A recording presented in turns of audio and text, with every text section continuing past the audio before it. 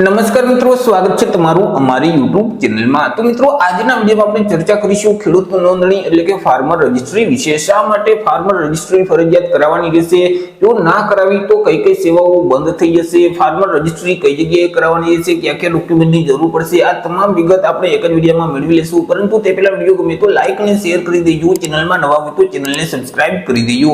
તો ચાલો મિત્રો, વિડિયોની શરૂઆત કરીએ।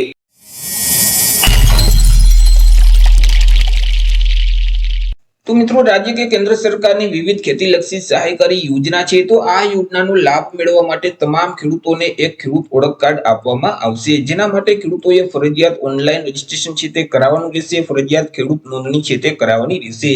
ખેડૂત નોંધણી એટલે કે તમારું જે આધાર કાર્ડ છે તે આધાર કાર્ડને જમીનના ઉતારા સાથે લિંક કરવાની પ્રોસેસ એને ફાર્મર રજિસ્ટ્રી કહેવામાં આવે છે, ખેડૂત નોંધણી કરાવવામાં આવે છે। ખેડૂત નોંધણી કરવાથી તમારું જે આધાર કાર્ડ છે તે તમારી જમીન સાથે લિંક થઈ જશે, જમીનના જે ઉતારા છે તેમની જોડે લિંક થઈ જશે।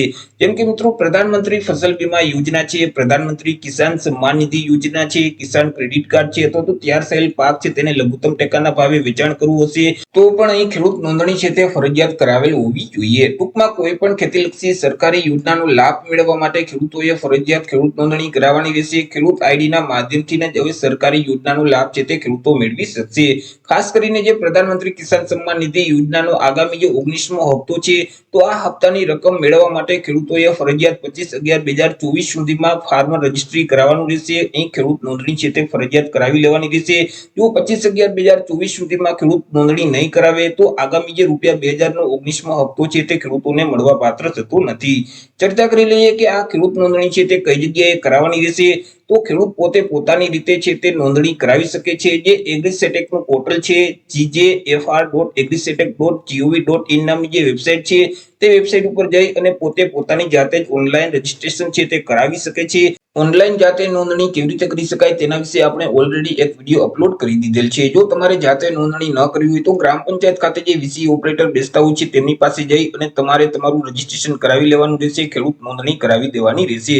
તમારે કયા કયા ડોક્યુમેન્ટની જરૂર પડશે તો કે આધાર કાર્ડની જરૂર પડશે, આધાર કાર્ડ જોડે જે મોબાઈલ નંબર આપેલો હોય, લિંક કરેલો હોય તે નંબરની જરૂર પડશે, એટલે કે આધાર કાર્ડ જોડે ફરજિયાત મોબાઈલ નંબર લિંક કરેલો હોવો જોઈએ। ત્યાર પછી ગામના નંબર 7, 12, 8 અને ઉતારાની નકલ છે તેમની જરૂર પડશે। તો આટલા ડોક્યુમેન્ટ તમારે વીસી ઓપરેટર પાસે લઈ જવાના રહેશે અને તમારે ખેડૂત નોંધણી કરાવી દેવાની રહેશે। તો એ રીતે મિત્રો, તમારી જે જમીનના 7, 12, 8 ના ઉતારા છે તેમને આધાર કાર્ડ જોડે લિંક કરવાની પ્રોસેસ એટલે કે ખેડૂત નોંધણી ફાર્મર રજિસ્ટ્રી તમારે ફરજિયાત ખેડૂત નોંધણી કરાવવાની રહેશે। જો તમે ખેડૂત નોંધણી નહીં કરાવો તો જે રાજ્ય અથવા કેન્દ્ર સરકારની વિવિધ જે ખેતીલક્ષી સહાયકારી યોજના છે તેનો લાભ તમે મેળવી શકતા નથી। તો આશા રાખું છું વિડીયો પસંદ પડ્યો હશે। વિડીયો પસંદ પડ્યો હોય તો લાઈક અને શેર કરી દેજો, ચેનલમાં નવા હોય તો ચેનલને સબસ્ક્રાઇબ કરી દેજો। ફરી મળીશું એક નવા ટોપિક સાથે એક નવા વિડીયોમાં। ત્યાં સુધી જય હિન્દ, વંદે માતરમ।